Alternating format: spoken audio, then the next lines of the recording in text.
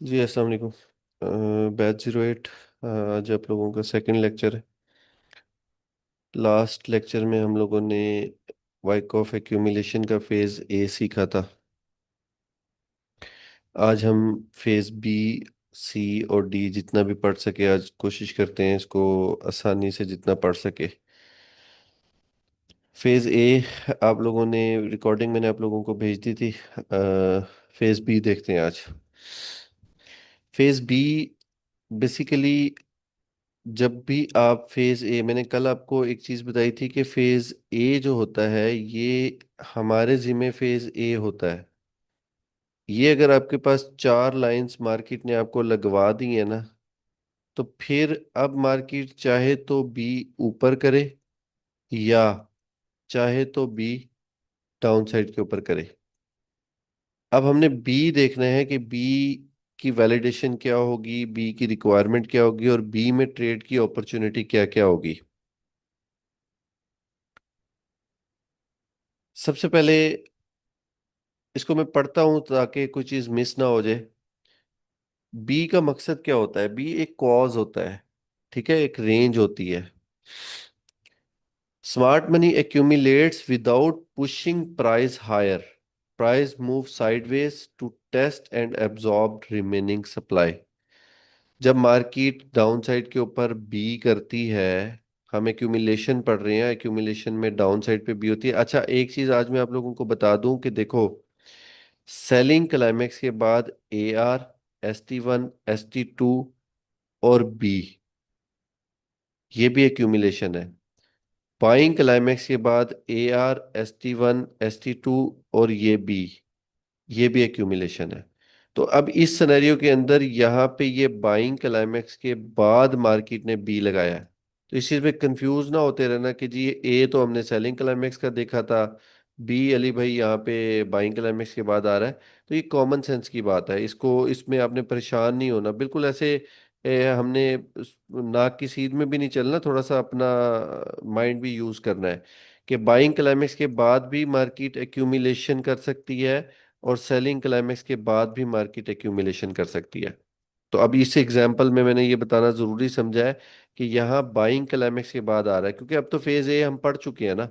अब आप सिर्फ बी पे तवज्जो दें, क्योंकि यहाँ पे मुझे ये जो एग्जांपल मिली थी ना, ये आज वाली एग्जांपल से रिलेट कर रही है।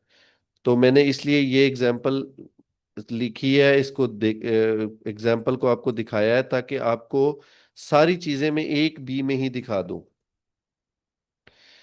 अच्छा, इसकी आइडेंटिफिकेशन गाइड क्या है? Price stage between buying climax और selling climax and A R का जो लेवल है उसके बीच में रहेगी और एक एंड के ऊपर मार्केट एक मनूवर कर देगी। एक मार्केट डाउन साइड के ऊपर लोगों को मैनिपुलेट करेगी और उसके बाद वापस कॉज के अंदर आ जाएगी। ये इसका पर्पस है।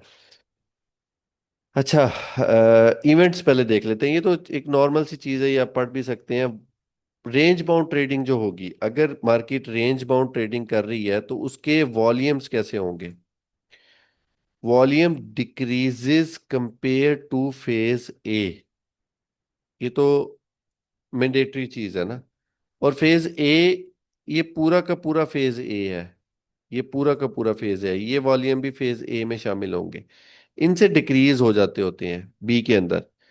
If volume exceeds the buying climax selling climax volume, it may indicates a misread and phase A should be reassessed. अगर कभी बाइंग क्लाइमेक्स सेलिंग क्लाइमेक्स वाले जो ए फेज ए है उससे ज्यादा वॉल्यूम फेज बी में आ जाएगा, तो हम फेज ए को कैंसिल कर देंगे।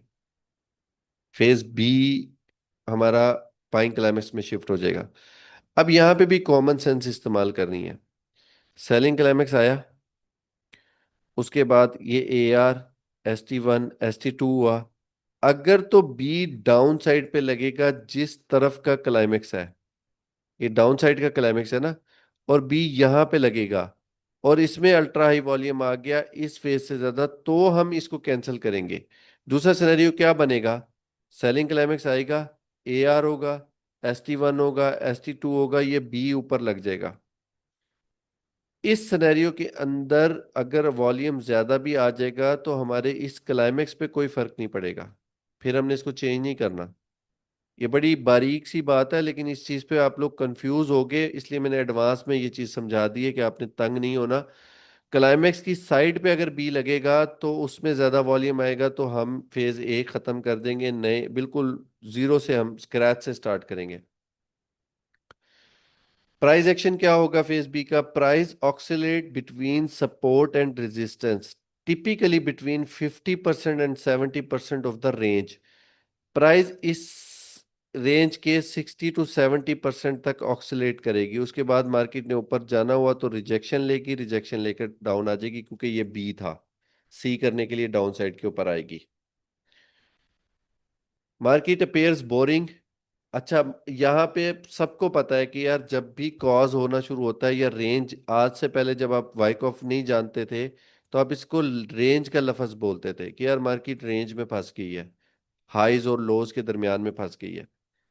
सपोर्ट और रेजिस्टेंस के टेस्ट हो सकते हैं इस सिनेरियो के अंदर, जैसे यहाँ पे सपोर्ट के टेस्ट हो रहे हैं, ये मार्केट ने जाकर रेजिस्टेंस का भी टेस्ट कर दिया।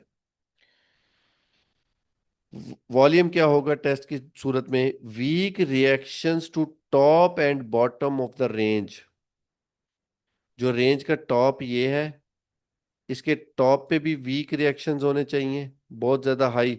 अच्छा, ब्रेकआउट करने से पहले की बात हो रही है ये ब्रेकआउट करने के, जब यहाँ पे जिस कैंडल ने वीक लगाई तो यहाँ पे तो ऑब्वियस ही बात है ना, वॉल्यूम ज्यादा आएगा। लेकिन ये बात हो रही है कि इस रेंज के पास आकर वॉल्यूम डिक्रीज होंगे और इस रेंज के पास आकर वॉल्यूम डिक्रीज होंगे। ये देखो, जैसे मार्केट इस रेंज के पास आई है वॉल्यूम डिक्रीज हो गए हैं, फिर दोबारा इस रेंज के पास आई है वॉल्यूम डिक्रीज हो गए हैं, फिर अपसाइड के ऊपर गई है वॉल्यूम डिक्रीज हो गए हैं।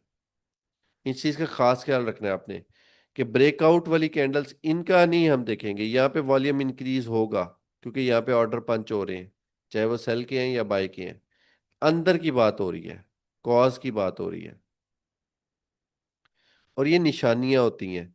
अगर आपने अपनी जिंदगी में ट्रेडिंग के अंदर परफेक्शन लानी है ना, अच्छा ट्रेडर बनना है, तो ये जो चीजें मैंने लिखी है ना, इनको लाइव वाइक ऑफ में इम्प्लीमेंट होते देखा करो कि क्या, जब मार्केट बी लगा रही थी तो रेजिस्टेंस के पास आकर वॉल्यूम कैसे थे। अभी मैं आपको इसकी एक एग्जांपल अभी दिखा देता हूं ताकि आप लोगों को उसका, ये देखें, ये हमारा बी था,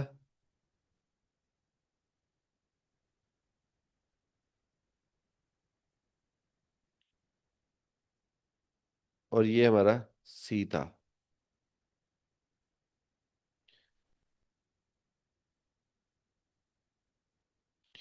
अब बी रेंज में आया, कॉज में आया, इस तरफ आकर सपोर्ट के पास आकर, ये इसको तो अब खत्म कर देते हैं ना क्योंकि ये तो चला ही नहीं ना, इसको मैं हटा देता हूँ। सपोर्ट के पास आकर, ये नजदीक नहीं है, ये मिड ऑफ द रेंज है, सपोर्ट के पास जब आया था तो यहाँ पे आकर देखो वॉल्यूम इंक्रीज हो रहे हैं, डिक्रीज नहीं हो रहे, यहाँ वॉल्यूम इंक्रीज हो रहे हैं। इस सूरत हाल में यहाँ पे वो एग्जाम्पल परफेक्ट बनेगी नहीं। अगर ये मार्केट यहाँ पे आ जाती, ऐसे बी हुआ, बी डाउन साइड पे आता और यहाँ पे आता ना, तो यहाँ पे आकर ये वॉल्यूम ऐसे डिक्रीज होना शुरू हो जाते ऐसे।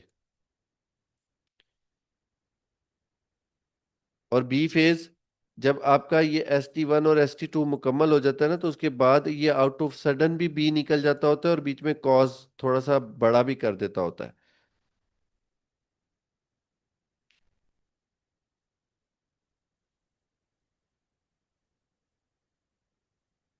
प्राइस एक्शन क्या होगा? Multiple minor STs to support and resistance. Support और रेजिस्टेंस मैंने स्लैश डालकर इसलिए किया है कि यहाँ पे ये एक्यूमुलेशन और डिस्ट्रीब्यूशन में दोनों का कंटेंट बनाना चाह रहा था, तो यहाँ पे क्योंकि अब हम एक्यूमुलेशन की बात कर रहे हैं तो मल्टीपल माइनर एसटीज ज्यादातर सपोर्ट के नीचे लग सकते हैं। इस सूरत हाल में रेजिस्टेंस के ऊपर भी उसने लगाया है, कैंडी टेस्ट ऊपर भी लगाया है। ये देखो, ये वीक लगाई है, और आज की एग्जांपल में भी तो यही हुआ है ना। लेकिन ये खैर सी की वेव ने ये लगाया है, ये जो नीचे कैंडल क्लोज करके ना, ये देखो सॉरी विक लगाकर कैंडल इनसाइड क्लोज हुई है। यहाँ पे देखो, ये विक लगाकर इनसाइड क्लोज हुई है। तो ये जगह ऐसी होती हैं जहां पे ट्रेड छोड़नी नहीं है, उस ट्रेड को एग्जीक्यूट करना है। आज की मिसाल ये आपके सामने है कि मार्केट इस कॉज के अंदर आई है, फौरन रिजेक्ट हो गई है। तो यहाँ से अगर यहाँ तक आप टोटल कैलकुलेट करो, तो आप नोट करो कि यहाँ से एंट्री बनती थी आपकी, और यहाँ तक 137 पिप की ट्रेड मैंने ये लाइव स्ट्रीम क्लोज करने से पहले आप लोगों को टिप दे दी थी कि यार छोड़ना ना इसको। ये इनसाइड आकर क्लोज होती है तो सेल होगी, अगर ये बाहर जाकर क्लोज होती है तो बाय होगी। ये आज के लेक्चर में मैं आपको ये चीजें सारी पढ़ाऊंगा। Fails to break above A R buying climax और below support resistance convincingly. Fails to break above, B की सूरत में मार्केट ऊपर जाए तो फेल्स टू ब्रेक अबव, ये क्लोज नहीं करेगी। ये इसके लिए, बी के फेस के लिए ये जरूरी है। कल की जो मेरी ट्रेड थी, कल की ट्रेड में बी वीक के साथ लगा था, जिसको हम नहीं मानते, हम कैंडल के बी को मानते हैं। सी आया था, मैं इसको बी कंसीडर कर रहा था, और यहां से जाकर मैंने सेल की अटेम्प्ट की थी। वो यही इसी तरह की अटेम्प्ट थी। खैर, ये सूरत हाल तो बहुत नीट एंड क्लीन है ना, कि यहाँ पे बी की एक ही वेव है, सी लगा ही नहीं। पहले सॉरी, बी से पहले विक भी नहीं लगी। तो यहाँ पे तो किसी सूरत में भी माफी नहीं देनी ना। दूसरी सूरत में कि अगर यहाँ पे एक विक बी की लग चुकी है, मार्केट वापस अंदर चली गई है, तो दोबारा आपको डाउट हो गया है कि यार पता नहीं ये बी है कि सी है, तो फिर जिस तरह मैंने कल यहाँ से सेल किया है ना, आप ना करना। मैं आपको मशवरा दूंगा कि आप सी के लिए सेल ना करना, क्योंकि ऑलरेडी ये चीज कंफ्यूज हो चुकी है कि पता नहीं यार ये बी था कि नहीं था, सी था कि नहीं था। यहां से हम ट्रेड जरूर करेंगे अगर ऑल टाइम हाई ना हो, मार्केट के पास प्राइस एक्शन मौजूद हो इधर। तो यहाँ पे आप लोगों को कुछ नजर आ रहा है, आप में से जिन लोगों को मेरे पुराने, अगर आप लोग यूट्यूब देखते रहते हो, तो यहाँ पे कोई चैट में मुझे बताएगा कि ये कौन सा प्राइस एक्शन था, यहाँ पे क्या हुआ था।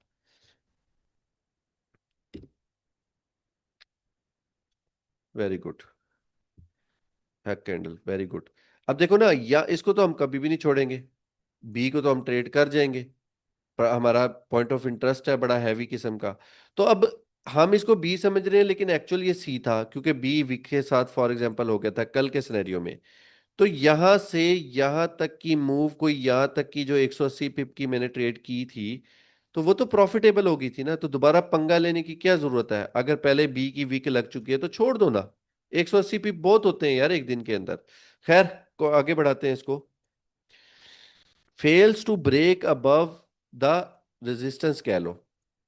अगर नीचे एक्यूमुलेशन का बी लग रहा है तो ये इसके अबव क्लोज नहीं करेगा, कभी भी नहीं करेगा, अगर ये बी है तो। अगर हमसे मिस रीड हुआ है, सी बी पहले लग चुका है, ये सी था, तो फिर तो तोड़ जाएगा ना, फिर तो ये जैक कर जाएगा।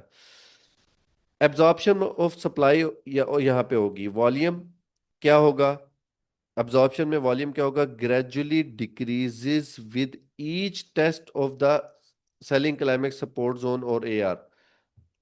जब भी मार्केट सपोर्ट जोन को टेस्ट करेगी तो वॉल्यूम को डिक्रीज हो जाना चाहिए। ये सप्लाई को, जो सप्लाई यहाँ पे आ रही है उसको एब्जॉर्ब करने का तरीका होता है। प्राइस एक्शन क्या होगा, downward moves become weaker with small bodies candles and reduce volume. ये प्राइस एक्शन नोट करो। डाउन साइड की जो कैंडल्स आ रही होंगी, इनके अंदर वीकर, आपको जो इसकी बॉडी है वो वीक वीक सी महसूस होंगी, वीक्स की रिजेक्शन बहुत ज्यादा होना शुरू हो जाएगी, और वीक वीक मूव्स होंगी, बहुत स्ट्रॉन्ग हैवी मूव्स नहीं होंगी। बीच में अनफिल्ड कैंडल्स बहुत ज्यादा बन रही होंगी। देखो, ऊपर जाती हुई मूव स्ट्रांग है, नीचे आती हुई मूव जो है ना वीक है।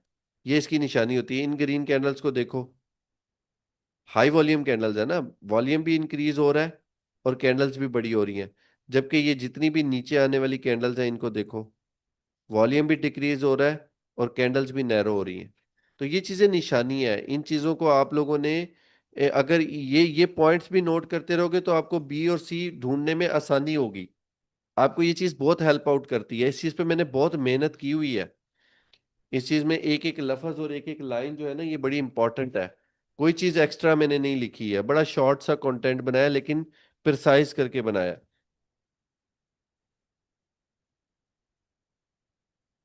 अच्छा, क्लू क्या है? Lower lows are formed but with less energy, indicating supply is being absorbed. एक चीज का जहन में रखो कि जब भी मार्केट डाउन साइड के ऊपर आएगी ना, तो यहां पे इन्होंने हर मुमकिन कोशिश करनी है कि जितनी भी बाइंग हो उस बाइंग को छुपाएं। कोशिश करें वीक में बाइंग आ जाए, या छोटी छोटी सी कोई कैंडल बने, फिर कोई वीक आ जाए, फिर थोड़ी सी रेड बना दें, ताकि लोगों को ये शक ना हो कि यार यहाँ पे ना कोई बड़ा इंस्टीट्यूट बाइंग कर रहा है। पर्पस ये है ना बी का, कि लोगों को सेल में ही बिठाओ, उनको सेलर बनाओ बेसिकली यार। ये ऐसा नहीं होता कि यहाँ पे लोगों के एसएल खाने के लिए उसको मार्केट धोखा दे रही है, नहीं। कोई ना स्मार्ट मनी धोखा दे रही है, ना ऑपरेटर धोखा दे रही है।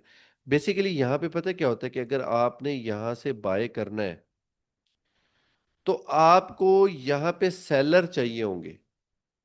बस एक लॉजिक है कि अगर आपने गोल्ड बाय करना है सपोज 100 लॉट्स, तो मुझे एक बात का जवाब दें, तो यहाँ पे 100 स्टैंडर्ड लॉट के सेलर होने चाहिए, तो ही आपका 100 स्टैंडर्ड लॉट बाय होगा ना।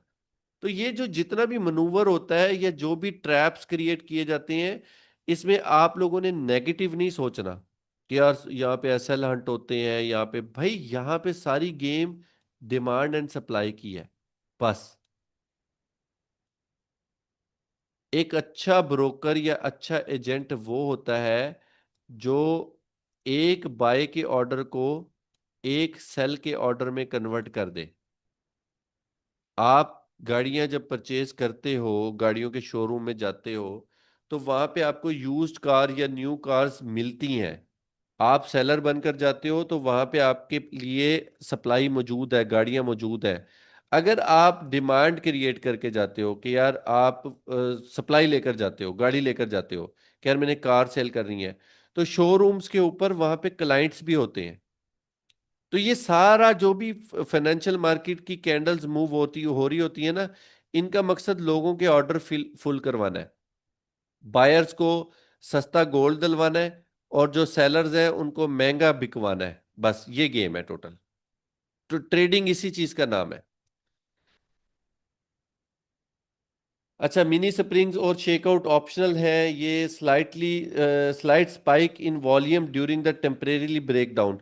जब ये ब्रेकडाउन होता है, ये बेसिकली जो ये लिखा गया ना, ये लिखा गया था कि जो कल हुआ था हमारे साथ, कि मार्केट इसके नीचे एक ऐसे आए और फौरन से वापस अंदर जाकर कैंडल क्लोज कर दे, जो कल बी लगा था। ये बहुत पुराना कंसेप्ट है, लेकिन आजकल जो मैं देखता हूं वो बी ज्यादातर जो है ना, ज्यादातर बी कैंडल क्लोज करते हैं, क्योंकि अब वो दौर तो नहीं रह गया ना। यहाँ पे तो छोटे छोटे बच्चे बहुत स्मार्ट हैं, वो एक वीक से तो धोखा नहीं खाएंगे, सेलर नहीं बनेंगे। वो देखेंगे अगर इसके नीचे कैंडल क्लोज हो जाएगी ना, तो फिर मैं सेल करूंगा। तो वो कैंडल क्लोज करके दिखाते हैं, फिर आप सेल करते हो। जब आप सेल करते हो, स्मार्ट मनी बाय करती है, बाय करके रेट अप ले जाती है। अच्छा, जो ये एक्टिविटी होगी, इस एक्टिविटी में ये बताने का मकसद ये है कि स्पाइक में, वॉल्यूम में स्पाइक आ सकती है बी के फेज के अंदर। आपको वॉल्यूम्स में स्पाइक महसूस हो सकती है, बट इसका वॉल्यूम फेज ए से ज्यादा नहीं होना चाहिए। प्राइस एक्शन क्या होगा? Quick move below the selling climax A are और बी सी। जो बिलो द मतलब सपोर्ट की बात की जा रही है यहाँ पे, ये थोड़े से आप कंफ्यूज ना हो जाना। यहाँ पे सपोर्ट की बात की जा रही है कि इसके नीचे क्विक मूव होगी, followed by an immediate rejection. मतलब ऐसे मार्केट आई और फौरन से वापस अंदर चली गई, ये भी हो सकता है। या समटाइम ऐसे कैंडल्स बाहर रुक भी सकती हैं। If price breaks support and then rallies and back to the range origin, the first breakout is considered a mini spring. If price breaks support and then rallies back to the range, rally बोलते हैं green candles को, कि price ऐसे गिरी और वापस rally बनाती हुई अंदर आ गई, तो जो फर्स्ट ब्रेकआउट होगा इसको हम बी कंसीडर करेंगे। ये आप लोगों को सबको पता है इस चीज का, लेकिन फिर भी चलो पार्ट ऑफ कोर्स है तो इसको बस एंटर किया मैंने। क्लू क्या होगा? Design to trap short sellers. ये इसलिए डिजाइन किया जाता है कि शॉर्ट सेलर जो होते हैं, जो सेल करते हैं, उनको ट्रैप किया जाए, उनको सेलर बनाया जाए, उनका ऑर्डर बाय में लेके जाया जाए। और देखो, अगर फॉर एग्जांपल आप शॉर्ट नहीं करते हो, शॉर्ट और सेल में कि कोई बंदा मुझे बता सकता है क्या डिफरेंस होता है शॉर्ट करने में और सेल करने में?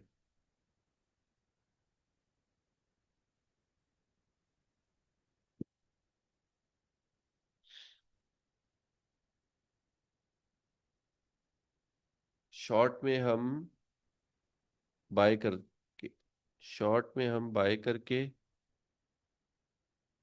सेम है? नहीं, सेम नहीं है। सेम नहीं है।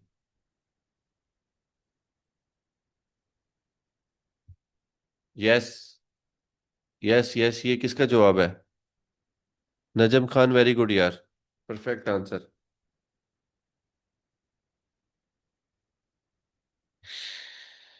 देखो,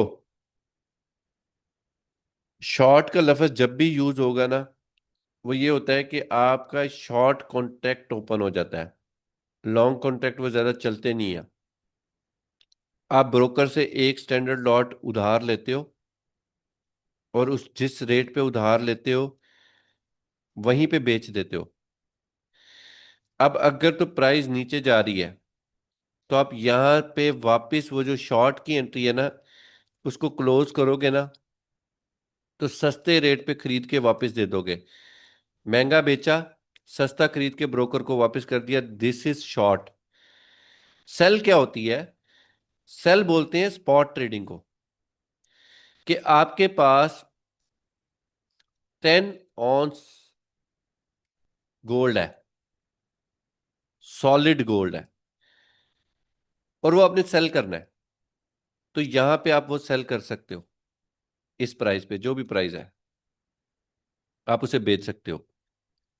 मोस्टली क्या होता है कि लोग हाई रेट के ऊपर सेल करते हैं। कि आपने यहां से गोल्ड बाय किया, फिजिकल गोल्ड, गोल्ड की एक ईंट बाय की, रेट बढ़ा, बढ़ा, बढ़ा, बढ़ा, यहां जाके बेच दिया। लेकिन जब इस तरह की मूव्स होती है ना, तो यहाँ पे ज्यादातर लोग शॉर्ट करते हैं। या ये भी पॉसिबिलिटी है कि किसी ने गोल्ड यहाँ पे फिजिकल बाय किया, मार्केट ऊपर जा रही थी, उसने यहाँ पे देखा कि यार रेट बहुत ज्यादा आ रहा है, लेकिन उसने नहीं बेचा, रेट गिरना शुरू हो गया, वो डर गया, ओहो यार ये तो कहीं मेरी बाइंग प्राइस से भी गोल्ड नीचे ना आ जाए, उसने जल्दी जल्दी यहाँ पे सेल कर दिया। तो आइंदा के बाद शॉर्ट और सेल में थोड़ा सा समझदारी का इस्तेमाल करना है। कि शॉर्ट उधार की ट्रेड को बोलते हैं, और सेल आपका अपना गोल्ड होता है। तो यहाँ पे मैं बायर हूं, मैं बायर हूं, बायर एक ही होता है। बायर में शॉर्ट और लॉन्ग नहीं होता, मतलब टर्म यूज होती है लॉन्ग, कि लॉन्ग ट्रेड हो गई है। वो लॉन्ग ट्रेड और तरह से इस्तेमाल हो रही होती। शॉर्ट का मतलब सेल करना नहीं होता, शॉर्ट कॉन्ट्रैक्ट को बोलते हैं। अच्छा, लॉन्ग समटाइम उस शॉर्ट के अगेंस्ट लोगों ने टर्म बना लिया जी, ये लॉन्ग है। ये भी कोई टर्म नहीं है। बाय, बाय एक ही चीज है। सेल में दो कॉन्ट्रैक्ट है, एक शॉर्ट का कॉन्ट्रैक्ट है और एक सेल का कॉन्ट्रैक्ट है। तो यहां पे ट्रैप का मतलब ये नहीं है कि यार यहां धोखा दिया जा रहा है, आपको सेलर बनाया जा रहा है कि रेट गिर रहा है, गिर रहा है, गिर रहा है, और गिर रहा है, गिर रहा है। आप सेलर बनते हो, मैं आपकी वो जो फिजिकल गोल्ड की ईंट है ना, मैं वो यहां से खरीद लेता हूँ। आपने 1 kg गोल्ड यहाँ सेल पे लगाया, यहाँ पे मैं बायर में कन्वर्ट हो गया, मैंने वो 1 kg खरीद लिया, रेट बढ़ गया, मैंने ऊपर जाके वो गोल्ड बेच दिया, सप्लाई दोबारा आ गई, रेट फिर गिर गया। अच्छा, design to trap short sellers, जो जिन्होंने ब्रोकर से उधार लिया होता है, या और triggering stop losses, stop loss भी ट्रिगर होंगे यहाँ पे, ऑफ वीक होल्डर्स, जो अर्ली, आप कह लो कि यार जिन्होंने अर्ली बाइंग कर ली है यहाँ पे, या जो वीक होल्डर्स है उनका एसएल यहाँ पे हिट हो जाएगा। After a mini spring price में रैली टूवर्ड्स द एआर और buying climax resistance, but usually fails to break above convincingly. होता क्या है कि प्राइस जब नीचे डाउन होकर अपसाइड के ऊपर जा रही होती है ना, तो ये मैक्सिमम यहां तक आ सकती है, इस रेजिस्टेंस तक, या इसके ऊपर विक लगा सकती है, कैंडल क्लोज नहीं कर सकती। A week above resistance is common. ये जो विक लगी है ना, ये कॉमन है, इससे घबराना नहीं है, ये तो हमें बल्कि और अच्छी अपॉर्चुनिटी देखती है सेल करने की। The cause will extend to phase B lowest weak. अब पहले आपकी 4 लाइंस थी ना, अब आपका कॉज एक्सटेंड हो जाएगा 5 लाइन, फिफ्थ लाइन भी आपने लगानी होती है फेस बी पे। If the candle close above the resistance, it may signal the start of phase D instead of continuation of phase B. ये क्या समझाना चाह रहा हूं कि अगर एक बी की मूव है, वो ऊपर जा रही है, जा रही है, जा रही है, और इसके ऊपर कैंडल क्लोज कर देती है कन्विंसिंगली, का जब मैं लफ्ज इस्तेमाल करता हूं ना, तो उसका मतलब जूम करके देखना नहीं होता। कन्विंसिंगली का मतलब ये होता है कि 5-10 पिप मार्केट ऊपर क्लोज हो। ऐसे नहीं जैसे आज हुआ था, जो तारिक भाई कह रहे थे ना कि जी वो क्लोज हो गया है, ये देखें, ये देखो, ये कैंडल, तो ये कन्विंसिंगली नहीं है, ये कन्विंसिंगली क्लोज नहीं हो रही है, तो बिल्कुल ऐसे बस ब्रोकर के स्प्रेड की वजह से कोई 1 पिप आधा पिप नीचे क्लोज हो गई है। कन्विंसिंगली क्लोजिंग को बोलते हैं कि कोई अच्छी क्लोज हो अब अबव साइड पे। अब ये आपको समझ लग गया है फेज बी का। इसके रिलेटेड क्वेश्चंस हो तो अपने जेहन में रखो, पेपर पेंसिल अपने पास रखा करो, ताकि उसमें जो क्वेश्चन हो ना वो आप लोग लिख के मैं आपको मौका देता होता हूं। अब फेज सी है।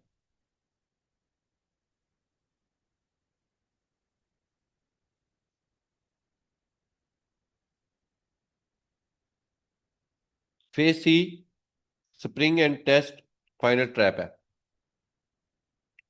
इसका मकसद क्या है? To remove weak holders and test whether the market is ready for markup. C mostly लगता होता है कि जो बी से बैठ चुके होते हैं ना बाय में, उनको मार्केट निकालने आती है। जब बड़ी मूव करनी होती है ना, तो ये अपने साथ अपने जो पार्टनर्स है ना, जो वो कम से कम रखते होते हैं, उनका एसेलेट करेंगे, उनको निकालेंगे, नए सेलर बनाएंगे, उनसे बाय करेंगे और खुद ऊपर चले जाएंगे।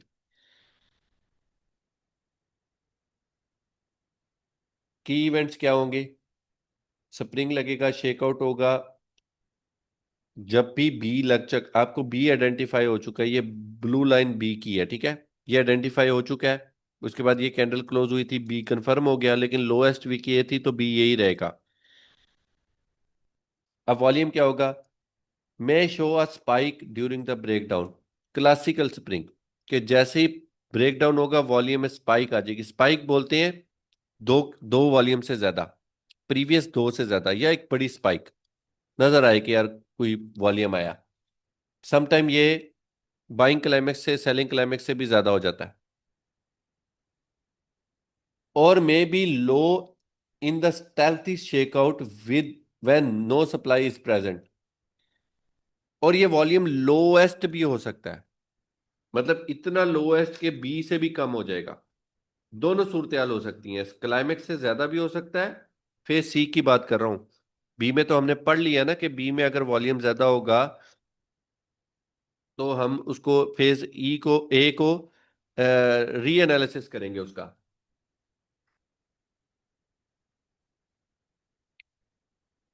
Both high and low volume can be valid, context matter.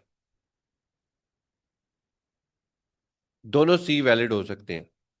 Price action क्या होगा? A price returns from support या origin and breaks below the phase B. Price origin बोलते हैं कॉज को। प्राइस इसमें से वापस आए नीचे और बी के नीचे क्लोज करे या विक लगाए, ब्रेक्स ब्लो, क्लोजिंग मस्ट नहीं है, विक लग सकती है, and returns to the origin, और वापस ओरिजिन में आ जाए। Often followed by a sharp reversal leaving a long lower wick. अक्सर ऐसा होगा कि एक लॉन्ग लोअर विक लगेगी, मार्केट अंदर आकर क्लोज हो जाएगी। और may close full body candle below the spot, और कैंडल भी क्लोज हो सकती है, सी में कैंडल भी क्लोज हो सकती है। In most cases the candle will be close below the support zone and phase B, marking the transition into phase C. ज्यादातर मैंने लिखा है कि फेज सी जो होता है ये कैंडल क्लोज करके होता है। अब एक चीज समझानी है आपको, बहुत जरूरी है। ये मैंने पार्ट ऑफ कंटेंट नहीं बनाया, इस पीडीएफ का हिस्सा नहीं है, लेकिन मैं आप लोगों को ये चीज मैं गिफ्ट कर रहा हूं।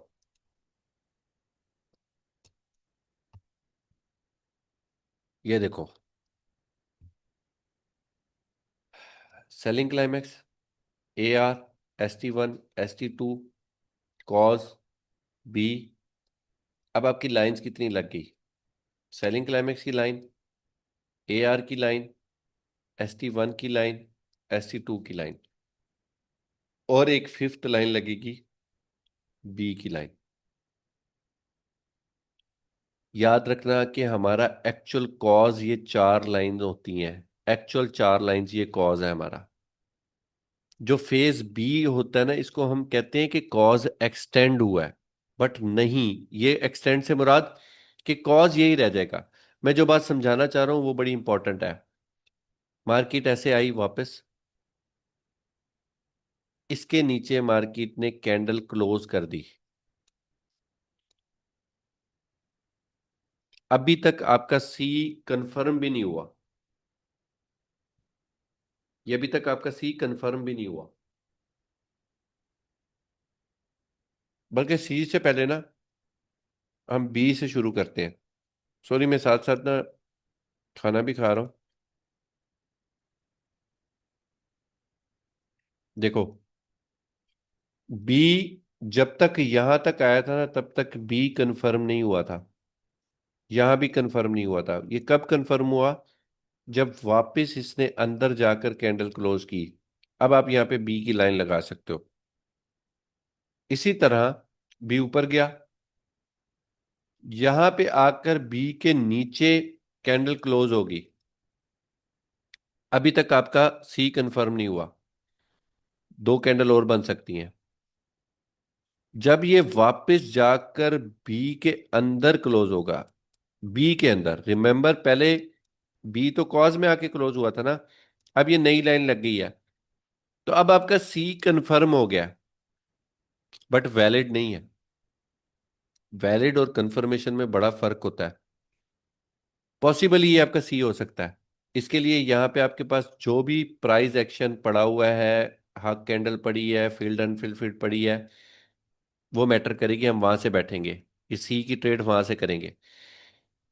यहाँ पे हमें थोड़ा सा हौसला हुआ है कि यार ठीक है, सी पॉसिबल है कि अंदर चला जाए, ऐसे आकर ये इसको नया सी भी लगा सकता है। लेकिन अगर ये इनसाइड आकर क्लोज हुआ है तो सी कंफर्म हुआ है, ये वैलिड होता है अगली ही कैंडल में। अगली कैंडल इन चार लाइनों की जो लोएस्ट लाइन थी ना उसके अंदर आकर क्लोज हो जाती है। अब ये आपका सी वैलिड हो गया है। और रिमेंबर, ये बात बड़ी इंपॉर्टेंट बता रहा हूं, कि अगर बी के नीचे सी ने कैंडल क्लोज की है, बी के नीचे सी ने कैंडल क्लोज की है और वापस जाकर कॉज की जो चार लाइनें थी उसके अंदर जाकर कैंडल क्लोज हो जाती है, तो मेरे तजर्बे के मुताबिक 99% मार्केट जैक कर जाती है। मतलब अगर कोई ट्रेड ऐसी हो ना जिसको मैं कहूं कि यार ये बहुत हाई प्रोबेबिलिटी ट्रेड्स में से, तो ये उनमें से एक है। अब यहाँ पे आपका एसएल बड़ा बनता है। मोस्ट ऑफ द केसेस ये एसएल आपका 200 पिप का भी बनेगा। हमने जब भी मैं कहूँ ना 99.99% एक्यूरेट है, तो वो जो 0.01% है ना, हमने उसको निग्लेक्ट नहीं करना। वो हमें मरवा सकता है 0.01%। हो सकता है एक ही गलती हम ऐसे करें कि वही 0.01% का एसएल लगे और हमारा अकाउंट वॉश हो जाए। ये भी तो पॉसिबिलिटी है ना। तो हमने हर ट्रेड को ये सोच के लगाना है कि यार इसमें हमारा एसएल जा सकता है।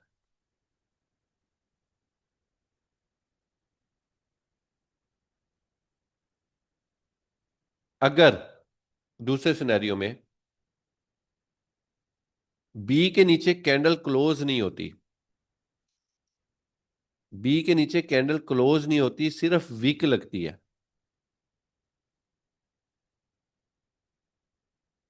ये रिवर्स नहीं हो रहा।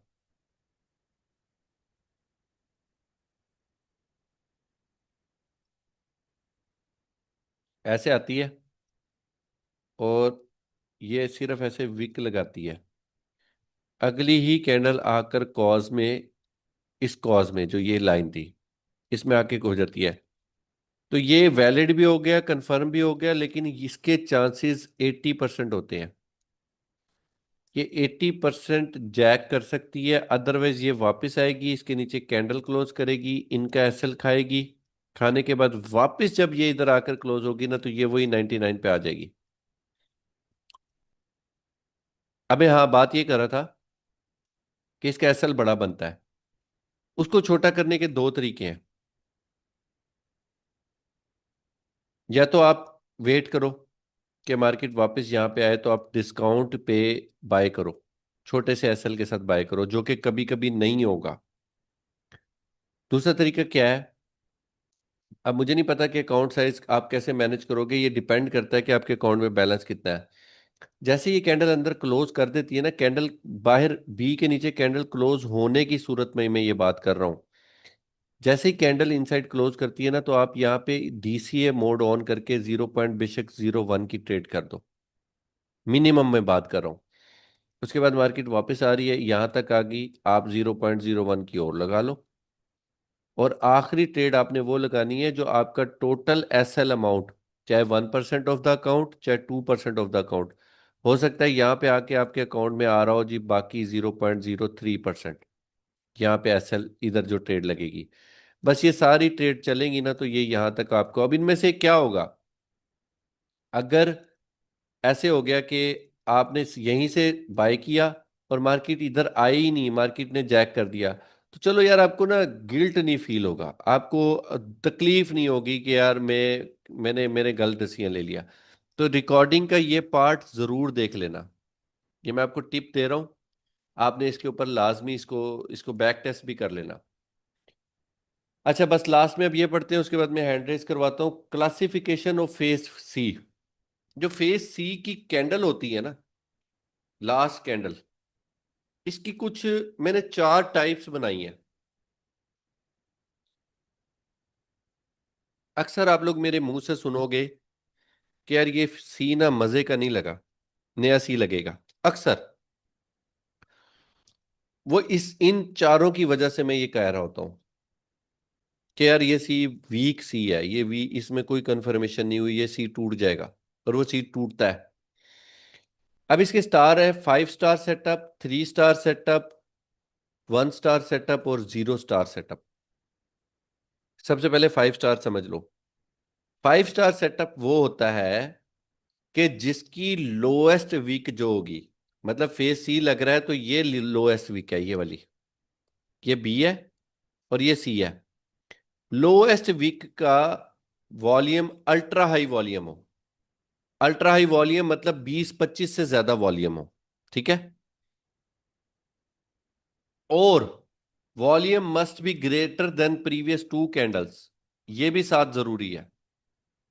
मिनिमम मतलब कि ये तो लाजमी होना, अल्ट्रा हाई प्रीवियस से डबल हो जाए या 20-25 से ज्यादा हो जाए, लेकिन साथ ये भी शर्त है कि वो प्रीवियस 2 से ज्यादा होना जरूरी है। मतलब इसको, इसका मतलब ये होता है कि ये हमारी वैलिड, यहां से वैलिड डिमांड बन जाती है। अगर वॉल्यूम प्रीवियस 2 कैंडल से ज्यादा होना, तो आप उस कैंडल को मार्क करके रख सकते हो, वो एक आपका पॉइंट ऑफ इंटरेस्ट है। यहां से आप जब मार्केट दोबारा वापस आएगी ना, आप यहां से बाय कर सकते हो। इसको वैलिड डिमांड बोलते हैं, 2 से ज्यादा वॉल्यूम। साथ वो वैलिड डिमांड भी बन जाए, अल्ट्रा हाई वॉल्यूम भी हो और साथ वैलिड डिमांड भी बन जाए। अब इसकी एक सूरत हाल और बन सकती है, देखो वो क्या, कि ये वॉल्यूम है, ये प्रीवियस से ज्यादा और ये इससे ज्यादा, इससे प्रीवियस से डबल, लेकिन इससे ज्यादा। तो यहाँ पे एक शर्त तो हमारी पूरी हो रही है कि, क्योंकि ये भी अपने वीएसए में मैं आपको पढ़ाऊंगा, अभी आपको आपने इसमें टेंशन नहीं लेनी। अगर कोई वॉल्यूम अपने प्रीवियस कैंडल से डबल हो जाएगा ना, तो ये हमारा अल्ट्रा हाई वॉल्यूम होता है। ये जो लाइन लिखी है ना, वॉल्यूम लोएस्ट विक में फेज सी में अल्ट्रा हाई वॉल्यूम होना चाहिए, वॉल्यूम। अब अल्ट्रा हाई वॉल्यूम तो ये भी है, लेकिन यहां देखो तीसरी कैंडल का वॉल्यूम तो ज्यादा है, तो ये 20-25 से भी ज्यादा नहीं है, और अपनी लास्ट टू कैंडल से भी ज्यादा नहीं है। तो यहाँ पे एक शर्त तो पूरी हो रही है अल्ट्रा हाई वॉल्यूम की, बट दूसरी शर्त पूरी नहीं हो रही। Volume must be greater than previous two candle, वो नहीं पूरी हो रही, तो ये हमारा 5 स्टार सेटअप कैंसिल हो जाएगा। फिर से किसी और सेटअप में देखेंगे अगले में। और या a no value candle, no value candle क्या होती है? जिसका वॉल्यूम ना तो दो से बड़ा होता है, ना दो से छोटा होता है। अब देखो ये वाला ना इन दो से बड़ा है, ना इन दो से छोटा है, इससे तो छोटा है लेकिन इससे तो बड़ा है। तो ऐसे वॉल्यूम को नो वैल्यू कैंडल बोलेंगे, और ये बात आपने अपने जेहन में बिठा लेनी है कि नो वैल्यू कैंडल क्या होती है। या जो लोएस्ट विक है ना, ये जो लोएस्ट विक है, इसका वॉल्यूम ना तो दो से बड़ा है ना तो दो से छोटा है, लेकिन with ultra high volume in previous candle, very previous candle, मतलब ये कैंडल ऐसे बनी, इसका वॉल्यूम नो वैल्यू कैंडल है, ना दो से बड़ा है ना दो से छोटा है, लेकिन इसके प्रीवियस कैंडल में वॉल्यूम अल्ट्रा हाई होना चाहिए। मतलब इसकी सिचुएशन फिर ये बनेगी, ये अल्ट्रा हाई वॉल्यूम हो गया, ये नो वैल्यू वॉल्यूम, ना ये दो से बड़ा है ना दो से छोटा है, ये इस तरह की सिचुएशन होगी, तो भी ये आपका 5 स्टार सेटअप होगा। In this case there must be a no supply candle located within the last candle zone. अगर ये वाला सिचुएशन बनती है ना, दूसरे वाली, पहले वाली तो अल्ट्रा हाई वॉल्यूम आ गया तो फिर तो कोई सिचुएशन नहीं है, फिर तो वो आपका सी वैलिड है, वो तो बेहतरीन सी है, मतलब उसमें तो मैं उसको पॉइंट ऑफ इंटरेस्ट अगर अच्छा होगा तो मैं फौरन इमीडिएट बेसिस पे भी उसकी क्लोजिंग पे भी चला जाऊंगा।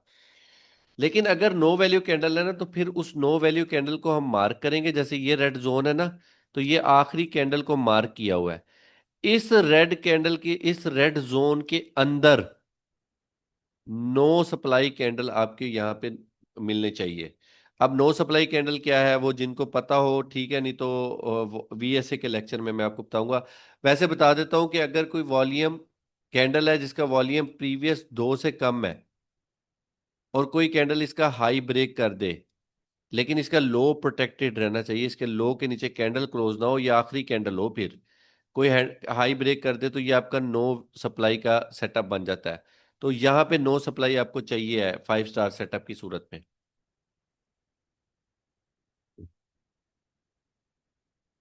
This is the strongest type spring, strongest type, मतलब मैंने अपनी जिंदगी में इससे स्ट्रॉन्ग सेटअप नहीं देखा सी का।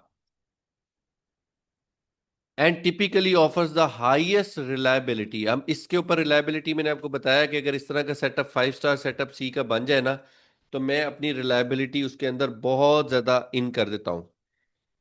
अब यहाँ पे अगर मैं आपको दिखाऊं ना, तो ये सेटअप यहाँ बना था।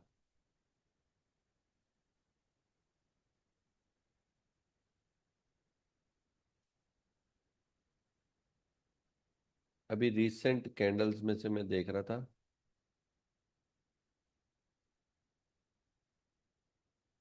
ये 5 स्टार नहीं 3 स्टार कैटेगरी का था। मैं आगे पढ़ाता हूँ आपको, ये देखो ये हाईएस्ट वो था। सपोज ये हमारा सी लगा, तो ये जो हाईएस्ट वीक कैंडल है ना, इसका वॉल्यूम देखो प्रीवियस दो से ज्यादा, लेकिन अल्ट्रा हाई वॉल्यूम नहीं है, क्योंकि ये ना तो 20-25 से ज्यादा है ना प्रीवियस से डबल है, बट ये प्रीवियस दो से ज्यादा है। ये अगला सेटअप है जो नेक्स्ट सेटअप पढ़ा रहा हूँ ना आपको, 3 स्टार सेटअप, ये 3 स्टार सेटअप है। लेकिन टूटा ये भी है, टूट 5 स्टार भी जाएगा, लेकिन वो टूटने से पहले आपको बताएगा कि मैं टूटने लगा हूं, क्योंकि उसका सेकेंडरी टेस्ट अगर तो इस कॉज से बाहर बाहर होगा ना, तो ये तोड़ देगा। ये देखो कॉज की लाइन ये ग्रीन थी, बाइंग क्लाइमेक्स ये बी था, ये बाइंग क्लाइमेक्स की लाइन थी, ये सी लगा 3 स्टार, लेकिन ये इसने इस कॉज को टच ही नहीं किया, उससे पहले पहले ही वापस सेकेंडरी टेस्ट करने गया है, तो ऐसे सेकेंडरी टेस्ट टूट जाया करते हैं, वीक सेकेंडरी टेस्ट होते हैं। हाँ, सी लगे, इस कॉज के अंदर आकर कैंडल क्लोज करे, फिर जाए सेकेंडरी टेस्ट करने, फिर वो बहुत अच्छे चलते हैं। 3 स्टार सेटअप देख लो। The lowest weak candle shows valid demand. अब मैंने वैलिड डिमांड का आपको बता दिया कि जिसका वॉल्यूम प्रीवियस दो से ज्यादा हो, ये वैलिड डिमांड होती है। नीचे मतलब नीचे से ऊपर की तरफ जाने के लिए वैलिड डिमांड है। और सेल साइड के लिए अगर ऊपर यहां देख रहे हो तो किसी का वॉल्यूम प्रीवियस दो से ज्यादा, तो वो वैलिड सप्लाई है, ये वैलिड डिमांड है। 3 स्टार सेटअप में क्या होगा? The lowest weak candle shows valid demand, its volume is greater than the previous two candle से ज्यादा बड़ा वॉल्यूम होना चाहिए, indicating a genuine buying response. इसका मतलब ये होता है कि जो यहां से बाइंग हो रही है ना, वो जेन्युइन बाइंग हो रही है, वॉल्यूम प्रीवियस दो से ज्यादा है। This setup reflects a moderately strong, मतलब इससे कम है लेकिन स्ट्रॉन्ग कैटेगरी में आप इसे फॉल कर सकते हो।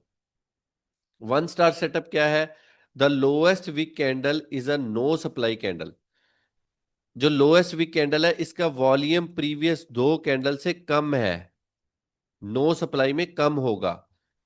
Volume is low and the candle signals lack of selling pressure, which can lead to reversal through though with weaker confirmation than 3 star and 5 star. इससे वीक कंफर्मेशन होगी कि इटसेल्फ जो सी की कैंडल है ना, ये खुद ही नो सप्लाई बन जाए। कहने का मकसद ये है कि दो से कम वॉल्यूम और उसका हाई ब्रेक हो जाए तो ये वीकर कंफर्मेशन में आता होता है। लास्ट में क्या है? 0 स्टार सेटअप। अब 0 स्टार सेटअप में क्या होता है कि जो लास्ट वीक कैंडल होती है, ये नो वैल्यू कैंडल होती है। इसका वॉल्यूम ना तो दो से बड़ा होता है ना दो से छोटा होता है, नो वैल्यू कैंडल होती है। और इस कैंडल के पीछे प्रीवियस में कोई अल्ट्रा हाई वॉल्यूम भी नहीं होता, जैसे इसमें था, कोई अल्ट्रा हाई वॉल्यूम भी नहीं होता। लेकिन इसकी कंफर्मेशन क्या होगी कि उसी तरह जिस तरह 5 स्टार सेटअप में नो वैल्यू कैंडल के ऊपर बॉक्स मार्क किया, उस बॉक्स के अंदर एक हमें नो सप्लाई कैंडल चाहिए जिसका वॉल्यूम दो से कम हो और उसका हाई ब्रेक हो जाए।